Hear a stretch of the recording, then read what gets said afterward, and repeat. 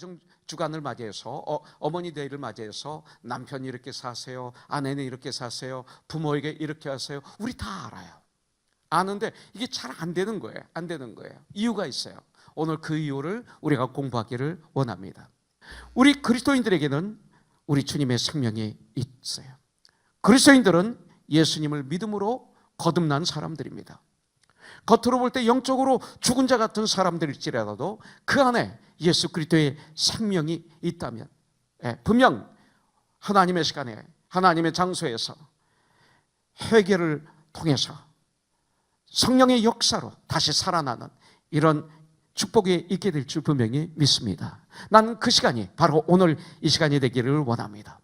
신앙이 성장하면 여러분들 어떤 고난도 어떤 환난도 이길 수가 있습니다. 신앙이 성장하지 않으면 아무리 머리로 알아도 부부 생활에 승리할 수가 없고 자녀 교육에 승리할 수 없고 부모님 효도하는 거 승리할 수 없고 참된 그리스도인의 삶을 살아가는데 승리할 수가 없어요. 신앙이 성장하면 되는 거예요. 오늘이 바로 그 말씀이에요. 베드로는 12제자 중에 수제자였습니다. 항상 주님이 가시는 곳에 같이 갔던 사람이에요. 그런데 베드로는 예수님을 3번씩이나 부인할 수밖에 없었어요. 왜? 성장하지 못해서. 성령의 기름 부으심을 받지 못해서 부인했던 것입니다. 베드로는 주님을 위해서 죽기까지 따를 것을 맹세했습니다. 다른 사람이 다 주님을 부인하더라도 나는 끝까지 주님을 따르겠습니다라고 맹세했었습니다. 그런데 다 굴기 전에 사람들 앞에서 베드로는 3번씩이나 예수님을 맹세하면서 저주하면서 모른다고 부인했습니다. 왜요? 성장하지 못해서, 자라지 못해서 그런 거예요. 그런데 결국은 나무로 치면 말라 비틀어가 죽어가던 이 베드로가, 이런 소망이 없었던 베드로가 예수님을 믿는 사람들의 성장의 모델이 됐던 것입니다. 여러분들, 그리고 오늘 베드로전서를 통해서 이렇게 성장하라고, 이렇게 자라라고 우리에게 말씀하고 있습니다. 베드로 사도가 이렇게 성장을 권하던 시기는 여러분들 정말 그 당시 우리 그리스도인들에게는 핍박과 환난과 예수 믿는 것 때문에 잡아서 죽임도 당하고요, 고문도 당하고요, 배고픔을 당하고요, 도망가고요, 숨고요, 카타콤에 재산을 뺏기고요, 가정이 파괴되고 예수 믿는 것 때문에 그럴 때였습니다. 그렇다면 이 시대는 어떻습니까? 이 시대도 나에게는 또 다른 핍박과 환난과 어려움과 고난이 우리에게 파도처럼 몰려오는 시대라고 좀 보고 있습니다. 이 삶의 현장에서 먼저 영적으로 성장하기를 주님은 우리에게 원하시는 거죠. 왜? 그래야 승리할 수 있으니까. 그렇다면 구체적으로 우리가 어떻게 하면 자랄 수 있습니까? 성장할 수 있습니까? 오늘 우리에게 성령을 통해서 말씀하고 있어요. 동사 2개가 나오는데 버려야 될 것이 있고 사모해야 될 것이 있다고 말하고 있어요. 첫째 뭡니까? 모든 악독의 죄를 버리라고 성경은 말씀하고 있어요. 남을 해치기 위해 품는 악하고 독한 마음을 악독이라고 말하고 있습니다. 악독이 가득한 사람의 특징은 잘못된 방법으로, 성경적인 방법이 아닌 세상적인 방법으로, 아주 잘못된 방법으로 내 욕심을 채우려고 그럽니다. 이게 악독입니다. 그 다음에 모든 기만을 얘기했습니다. 우리가 버려야 될 것, 사람들을 파멸시키고 악을 행하기 위해 사람들을 속이는 것, 이게 기만입니다. 낚시할 때 고기를 잡기 위해서 미끼를 쓰지 않습니까? 그래서 고기를 잡아요. 그게 고기인 줄 알고 입으로 탁 물죠. 그래서 이와 같이 다른 사람을 유인하여 해치고 속이는 동기가 들어있는 말이 바로 기만입니다. 우리가 살고 있는 세상은 한마디로 속임수가 판을 치는 이런 세상에 우리가 살고 있습니다. 우리가 속임이 없으신 우리 예수님의 보혈로 우리는 구원을 받았어요. 베드로는 계속 말씀을 전할 때 예수님을 여호와로 둡니다. 예수님이 이렇게 하셨으니까 우리도 이렇게 해야 된다, 계속 말하고 있습니다. 그러므로 주님을 닮는 것을 평생의 소원으로 알고 우리 그리스도인들은 무엇보다 먼저 이 거짓 속임수를 버려야 되는 것입니다. 이걸 버리지 않으면 안 됩니다. 그래서 다윗은 하나님께 어떤 기도를 합니까? 주여 저에게 정직한 영을 허락하여 주시옵소서. 그것이 바로 우리 주님의 속성이기 때문에 그렇습니다. 그리스도인들의 네임입니다. 이름입니다. 여러분들, 외식을 버려야 됩니다. 외식이란 말은 본래 마스크에서 유래된 말입니다. 더럽고 추한 본래의 모습을 감추기 위해서 나를 덮고 꾸미는 것을 말하는 것이죠. 여러분들, 하나님이 아닌 세상 사람들에게 보이기 위한 신앙, 세상 사람들에게 인정받기 위해서 성경을 읽는 성경 읽음, 이런 모든 것들 자랑하기 위한 신앙, 외식하는 자라고 말하고 있습니다. 이것은 잘하지 못하게 하는 무서운 독입니다. 외식하는 것이 왜 문제가 될까요? 여러분들, 외식은 눈에 보이는 사람만 의식합니다. 눈에 보이지 않는 하나님을 절대 의식하지 않게 되어 있습니다. 보이지 않는 영이신 하나님에 대해서는 관심이 없다는 증거가 외식입니다. 또 버려야 될 것이 있습니다. 시기입니다. 매 순간 버려야 됩니다. 이것은 매 순간 전쟁이죠. 다른 사람들이 잘 되는 것을 견디지 못해서 마음으로 행동으로 방해하는 행위, 이것이 시기입니다. 예수님을 십자가에 못 박게 넘겨준 그 사람들이 악한 동기가 왜 그래요? 바로 시기에 근거해서 그렇게 됐던 거예요. 또 모든 비방하는 말입니다. 모든 비방하는 말, 다른 사람을 깎아내릴 목적으로 뒤에서 욕하는 것, 비방입니다. 지금 당장 이 쓰레기 같은, 독이 가득한 이런 것들 내가 가지고 있으면 뭐예요? 예수의 이름으로 지금 당장 버리십시오. 어디다 버려야 돼요? 오늘 말씀하고 있어요. 예수님의 십자가에 못 박아 버리는 거예요. 갈라디아서 5장 20절에 영적으로 이렇게 표현하고 있습니다. 그리스도 예수의 사람들은 육체와 함께 그 정욕과 탐심을 십자가에 못 박았느니라. 이 결단입니다. 예수의 이름으로 우리는 승리할 수 있습니다. 나의 나쁜 습관들, 정말 더러운 고집들, 악독, 고치기 힘든 버릇들 십자가에 못 박아버리는 거예요. 근거 없는 일로 남을 비방하지 마십시오. 아니, 근거가 있다 하더라도 비방하는 말을 우리가 삼가는 이 전쟁을 하려 돼요. 그것은 우리의 신앙이 자라는 것을 방해하는 무서운 독입니다. 무서운 독입니다. 여러분들 죄입니다. 포기하지 마세요. 이 전쟁을 하세요. 이게 얼마나 힘들다는 걸 알고 전쟁해야 돼요. 항상 깨 있어야 돼요. 그렇기 때문에 섰을 때 넘어질까 조심하라, 이것이 그런 뜻입니다. 여러분들, 정말 순전한 마음으로 다른 사람들에게 유익을 주는 삶을 살아가려고 전쟁하는 그런 코너스톤 우리 모두가 되기를 주님의 이름으로 축복합니다. 여러분들, 하나님의 거룩한 백성으로서 덕이 되는 말을 우리는 해야 돼요. 성경 말씀대로 쓸데없는 말은 입 밖에도 내면 안 돼요. 쓸데없는 말은 입 밖에도 내지 말라. 그런데 우리 그리스도인들이라고 하는 사람들이 얼마나 더러운 농담을 많이 하는지, 입만 벌리면 농담하려고 그래요. 교회에서 모여도 식당에서 보면 입만 벌리면 아무 관계없는 쓰레기 같은 얘기를 가득 차 있어요. 우리 교회가 그렇다는 건 아니에요. 대체적으로 그렇다는 거죠. 그래서 저는 여러분들에게 권장하고 싶어요. 요새 아이폰 같은 거 다 녹음기 있어요. 틀어놓고 그냥 집어넣고 잊어버리세요. 하루 종일 틀어놓으세요. 집에 가서 한번 작정하고 한번 내가 하루 종일 무슨 얘기를 했는가 한번 틀어보세요. 정말로 굉장히 중요한 거예요. 이거 바꾸면 축복 중에 축복이에요. 여러분들, 부부관계도 마찬가지예요. 부부관계가 여기에서 문제가 생길 수 있고 승리할 수 있는 거예요. 여기서 가장 기본적인 문제를 해결하면 가정은 축복이 돼요. 교회는 진정한 빛과 소금이 되는 것입니다. 그래서 오늘 본문 10절에서 이렇게 말하고 있어요. 너희가 전에는 백성이 아니더니 이제는 하나님의 백성이요, 전에는 국류를 얻지 못하였더니 이제는 국류를 얻은 자니라. 그랬어요. 전에는, 한때는, 과거는 우리는 하나님의 백성이 아니었어요. 세상의 자녀였어요.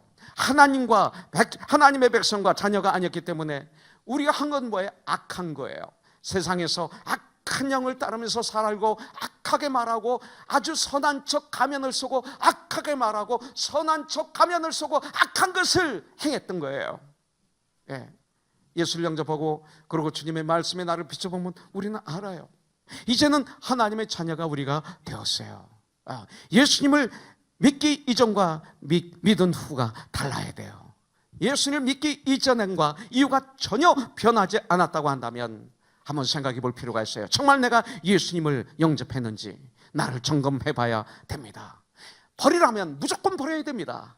무조건 버려야 돼요. 핑계대지 말아야 돼요. 순종하는 것입니다. 주님이 명령하신 말씀에 순종하면 그때 주님이 도와주시는 거예요. 주님이 그때 역사하시기 시작해요. 이런 것들을 버릴 수 있는 능력이 어디서 나옵니까? 바로 2절이에요.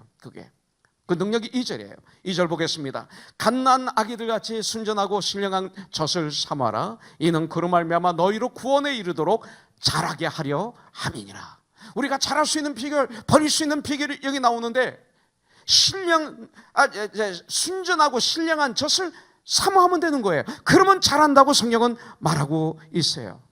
그렇다면 정말 순전하고 신령한 젖이 뭘까요? 그 다음에 이 말씀을 통해서 보면 먹어도 되는 것이 있고 먹으면 안 되는 것이 있다는 거예요. 구별해서 먹으라는 것을 말씀하고 있어요. 아이에게 썩은 우유, 부패한 것을 먹이면 큰일 나는 것처럼 순전하고 신령한 젖, 곧 이것을 성경은 뭐라고 말씀하고 있느냐면 하나님의 말씀을 먹어야 잘할 수 있다라고 말씀하고 있어요. 성도의 삶이 이제는 전과 달라야 됩니다. 4절에 보니까 사람에게는 버림받았으나 하나님께는 택하심을 입은 보배로운 산돌이신 예수께 나가자 그랬습니다. 이 말씀에서 예수님을 산돌, the living stone이라고 말씀하고 있습니다. 우리 예수님은 살아있는 돌입니다. 죽어있는 돌이 아닙니다. 그리고 주님은 굳건한 반석이십니다. 우리의. 그런데 주님을 믿는 우리 하나님의 사람들도 그 다음 절에 보니까 산돌이라고 말하고 있습니다. living stone. 5절에 보니까 너희도 산돌같이 신령한 집으로 세워지고 이렇게 말하고 있습니다. 예수님을 나의 구세주로 주인으로 영접한 우리들도 작은 산돌들이 되어서 신령한 집, 하나님의 집으로 우리가 지어져 가야 되는 거죠. 하나하나의 돌들이 살아있습니다. 그래서 우리가 부딪힙니다. 여러분들 성도들이 같이 믿음 생활하는데 안 부딪히겠어요? 문제가 없겠어요? 오해도 있고 아픔도 있고 생각이 다르고 모든 게 달라요. 근데 그 말씀을 가지고 생각을 같이 맞춰 나가고 말씀을 가지고 하는 가운데 막 부딪히는 가운데 아파요. 때때로 교회 나가고 싶어요. 믿음을 포기하고 싶어요. 죽고 싶어요. 어떤 때는 하늘과 땅이 꽉 막힌 것 같아요. 근데 그것이 축복이에요. 그러면서 울퉁불퉁했던 나의 것들이 다듬어져서 아름다운 살아있는 돌들로 쫙 연결이 되면서 그리스도의 집을 지어가는 코너스톤. 주님을 영접하는 우리들 작은 산돌들이 되어서 신령한 집, 하나님의 집으로 지어져 가야 돼요. 할렐루야. 우리가 그렇게 돼야 돼요. 그래서 4절부터 8절에서 성도는 신령한 집으로 지어져 가야 된다고 우리에게 말씀하고 있는 거예요.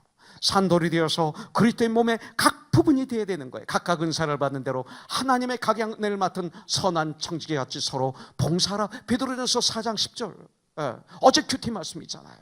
이렇게 되는 거예요. 리빙스톤, 산돌, 말 그대로 살아있는 돌들입니다. 우리는 여러분들 몸을 이루는 세포가 산 것처럼 산돌. 그럼 산돌이 의미하는 건 뭡니까? 베드로전서 2장 6절에서 이렇게 말하고 있어요. 이사야서 28장 16절을 인용합니다. 그래서 성경에 기록되어 있어야 돼.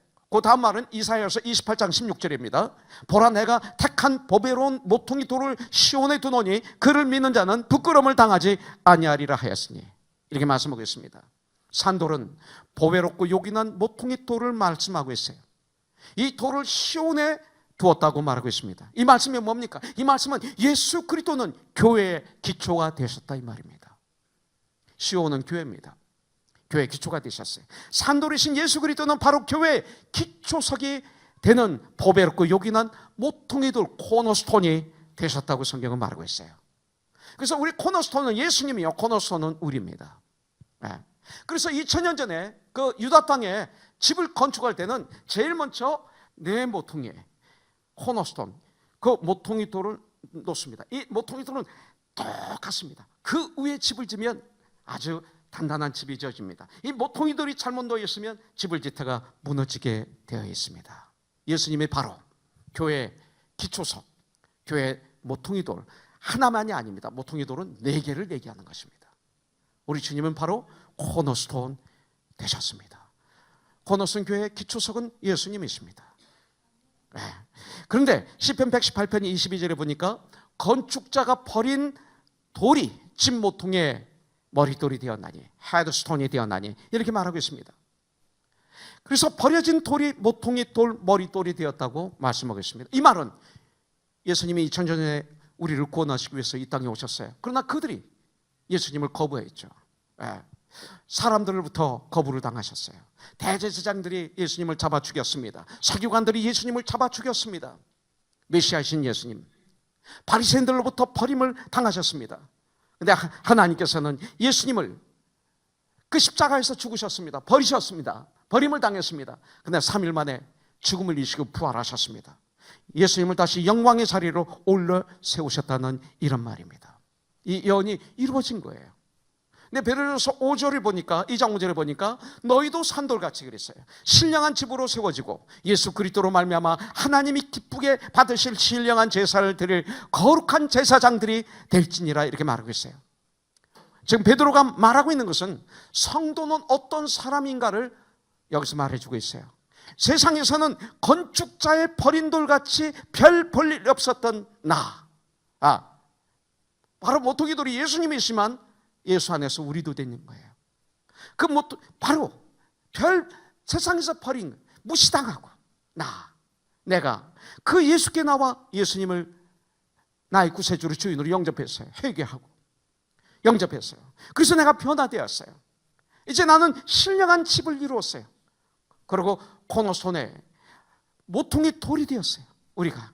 그래서 하나님이 보시기에 보배롭고 중요한 그리스도의 사람이 된 자들이에요. 이것이 코너스톤이에요. 아니, 세상에서 실패하고 별 볼 일 없는 우리들, 외면당한 사람일지라도 하나님은 누구든지 whosoever 예수님께 나와 예수를 믿고 회개하고 변화되어지면 얼마든지 성전의 모퉁이 돌 같은 귀한 일꾼으로 우리를 들어서 쓰시겠다는 말씀이에요. 이왕에 한번 사는 것, 이런 삶 살다가 우리는 가야 되지 않을까요? 이것이 바로 하나님의 능력입니다. 그렇게 될 때 5절에 보니까 뭐라고 그랬어요? 너희도 산돌같이 신령한 집으로 세워지고 예수 그리스도로 말미암아 하나님이 기쁘시게 받으실, 중요한 말이 있어요. 신령한 제사를 드릴 거룩한 제사장이 될지니라. 이럴 때 우리는 참된 예배를 드릴 수 있어요. 그렇지 않으면 참된 예배를 드릴 수가 없어요. 신령한 제사를, 참된 예배를, 신령과 진정으로 예배를 드리는 삶을 그다음부터 우리가 살게 되는 거예요. 왕 같은 제사장으로서 이 삶을 살게 되는 것이죠. 여러분들, 우리는 지금 하나님께 신령한 제사인 예배를 이 시간 드리고 있는 거예요. 어떻게 드려야 됩니까? 요한복음 4장 23절에서 사마리아 여인과 주님의 대화에서 알 수 있어요. 아버지께 참되게 예배하는 자들은 영과 진리로 예배할 때가 오나니 곧 이때라. Now is the time. 바로 지금. 아버지께서는 어제도 아니고 미래도 아니라 바로 지금. Now is the time. 아버지께서는 자기에게 이렇게 예배하는 자들을 찾으시니 오늘 이 시간. 4장 24절에 보니까 하나님은 영이시니 예배하는 자가 영과 진리로 Holy Spirit and Truth, 이렇게 되어 있어요. 성령으로, 영과 Holy Spirit and Word of God, 하나님 말씀 Truth, 진리로 주님을 예배할지니라. 말씀에 근거하여 성령의 인도하심을 받아 몸과 마음과 정성과 온 힘을 다해서 예배를 드려야 돼요. 겉면만 있는 예배가 아니에요. 우리가 참된 예배를 드리기 위해서, 신령과 진정으로 예배 드리기 위해서 이런 걸 하는 거지, 이게 콘서트가 아니에요. 우리가 예배를 드리도록 돕는 툴에 불과해요. 주님은 우리를 받으세요. 예배를 소홀히 하는 것은 예배를 받으실 하나님을 소홀히 하는 거예요. 그 무엇보다 예배를 가장 소중하게 여겨야 되죠. 이 다음 천국 가면 우리는 예배의 삶을 살아요. 이 땅에서 예배 드리는 것은 천국에서 사는 연습을 하는 거예요. 사람보다, 먹고 마시는 것보다, 그 어떤 일보다 신령한 제사로 하나님을 영화롭게 하는 이런 예배를 소중하게 여기는 우리들. 그래서 저는 목사지만 토요일날 흥분해서 잠을 못 자요. 정말로. 제 아내가 알고 두 아들이 알아요. 밤을 거짓 세워요. 큐티 가지고 설교합니다. 어떤 설교는 큐티니까 과거에 했던 설교를 다시 할 때가 있어요. 그러나 완전히 다르죠. 내가 받은 은혜가 다르니까. 중심은 똑같지만 그 말씀 다 있는 말씀이에요. 큐티 했어요. 준비했던 말씀이에요. 그런데 밤새도록 또 준비해요. 그리고 여러분들을 만날 그 기대가 너무 커요. 너무 좋아요. 저는 지금 예배 드리는 이 시간이 저에겐 제일 좋아요. 정말로 예배에 승리하면 일주일에 3 승리할 수 있어요. 예배 실패하면 일주일에 3 실패해요. 그것이 성경이에요. 이것이 먼저 그 나라와 그 의를 구하는 증거예요. 그래서 저는 예배에 실패하고 싶지 않아요. 목사지만 난 예배에 승리하고 싶어요. 주님이 나를 기뻐 받아주시기를 소원하고 있어요. 이런 예배를 드리고 싶은 거예요. 하나님은 하나님을 만나기를 기뻐하시는 사람을 하나님은 기뻐하시고 찾고 계세요. 그래서 시편 50편 23절에 보니까 감사로 제사를 드리는 자가 나를 영화롭게 하나니 그의 행위를 옳게 하는 자에게 내가 하나님의 구원을 보여줄 것이다. 삶 속에서 현재 구원을 누리게 해줄 것이다. 오늘 이 시간 감사로 마음껏 하나님을 예배드리세요. 여러분들, 이사야서 43장 21절에 보니까 이 백성은 내가 나를 위하여 창조하였나니 지었나니 나를 찬송하게 하려 함이라. 할렐루야. 우리가 이 땅에서 성장하려면 내 자신의 정체성이 분명해야 돼요. 자신에 대한 긍지가 있어야 돼요. 교만하면 안 되지만 내가 왜 살아야 되는지 알아야 돼요. 내가 누군지를 알아야 돼요. 그래서 오늘 9절에서 가르쳐주고 있어요. 내가 누굽니까? 9절에 말합니다. 내가 누굽니까? 9절에 말하고 있어요. 그러나 너희는 택하신 족속이요, 왕같은 제사장들이요, 거룩한 나라요, 그의 소유가 된 백성이니 이는 너희를 어두운 데서 불러나여 그의 귀한 빛에 들어가신 자의 아름다운 덕을 선전하게 하려 하심이라. 이게 나예요. 이게 여러분들이에요. 우리는 택하신 족속입니다. 주님이 택하셨어요. 우리는 왕같은 제사장들입니다. 우리는 거룩한 나라입니다. 우리는 예수 그리스도의 소유가 된 천국의 백성들이 되었습니다. 성도들에게 하나님께서는 특별히 우리를 왕같은 제사장이라고 말씀하시면서 제사장의 특권이 뭔지를 말씀하고 계세요. 제사장은 중보의 역할을 하는 축복을 받았어요. 직접 내가 주님 보좌 앞에 나갈 수가 있어요. 과거에는 1년에 한 번밖에 못 나갔어요. 그러나 직접 언제든지 주님의 보좌 앞에 예수의 이름으로 나갈 수 있어요. 또 다른 사람들을 위한 중보자가 될 수 있어요. 우리가. 그 다음에 제사장은 책임을 져야 됩니다. 이런 축복이 있어요. 책임지는 축복. 구약에서 제사장은 자기 귀에 피를 발랐습니다. 귀에. 이게 무슨 소리예요? 온전히 하나님의 말씀을 순종하겠다는 각오입니다. 구약에서 제사장은 엄지손가락에 피를 발랐습니다. 이건 무슨 소리입니까? 나의 손을 하나님을 위해서 온전히 드리겠다는 그런 결단이었습니다. 그리고 발가락에도 피를 발랐습니다. 나의 삶, 모든 삶이 우리 주 여호와 하나님께 속해 있다는 것을 보여주기 위한 것이었죠. 이게 제사장입니다. 그리고 제사장들은 아름다운 덕을 세상에 선포하는 축복을 받은 자들입니다. 쓸데없는 말이 아니라 아름다운 덕을. 구약에 보면 그들은 은나팔을 가지고 있었어요. 아침마다 그 나팔을 풀었습니다. 그 나팔로 안식일을 선포하고 그리고 해년을 선포했습니다. 전쟁의 경보를 울리는 파수꾼의 역할도 이 나팔로 그들은 했습니다. 이처럼 모든 성도들은 제사장의 사명을 가지고 다른 사람들을 일깨우는 일을 우리는 해야 되는 거죠. 그래서 9절에 이는 너희를 어두운 데서 불러나여 예수 그리스도의 귀한 빛에 들어가게 하신 이에 예수님의 아름다운 덕을, 그 십자가의 사랑을 선포하게 하려 함이라. 왕같은 제사장, 나를 구원하신 이유는 바로 예수 그리스도의 아름다운 덕을 선포하게 하기 위해서. 이러한 일은 자신을 하나님께 헌신한 분이 아니면 감당할 수가 없어요. 제사장은 섬기는 일을 위해 자신을 온전히 하나님께 드린 자를 제사장이라고 말하고 있습니다. 우리가 직접 하나님께 나가는 제사장이 되었습니다. 누구든지 예수님을 믿는 사람은 왕같은 제사장의 복을 우리에게 주셨습니다. 목사만 제사장이 아닙니다. 바로 우리 구원받은 한 사람 한 사람 모두 왕같은 제사장이라고 성경은 말하고 있습니다. 우리가 다 같이 오늘 예배를 드릴 때 하나님께서는 제사장을 통해서가 아니라 영원한 큰 제사장이신 예수님을 통해서 저와 여러분들의 예배를 받으십니다. 우리는 왕같은 제사장들입니다. 여러분들, 교회 직분도 마찬가지고 가정도 마찬가지입니다. 우리가 왕같은 제사장의 모습과 자세로 이 귀한 사역을 잘 감당해서 하나님을 기쁘시게 하고 우리들은 하나님으로부터 오는 은혜를 풍성한 삶을 사며 우리 주위 사람들이, 세상 사람들이 우리를 통해서 사랑의 통로가 됨으로 말미암아 하나님이 주시는 놀라운 풍요의 열매로 가득 채워지게 되는 이런 축복의 사람들 누리시기를 주님의 이름으로 간절히 축원합니다. 우리는 예수님의 대사입니다. Ambassador of Jesus Christ. 예수님을 알리는, 선포하는 우리가 되기를 원합니다. 한 주일 동안 아름다운 덕을 주님을 증거하는 삶을 사는 우리들, 그런 부부들, 그런 고노손이 되기를 주님의 이름으로 축복합니다.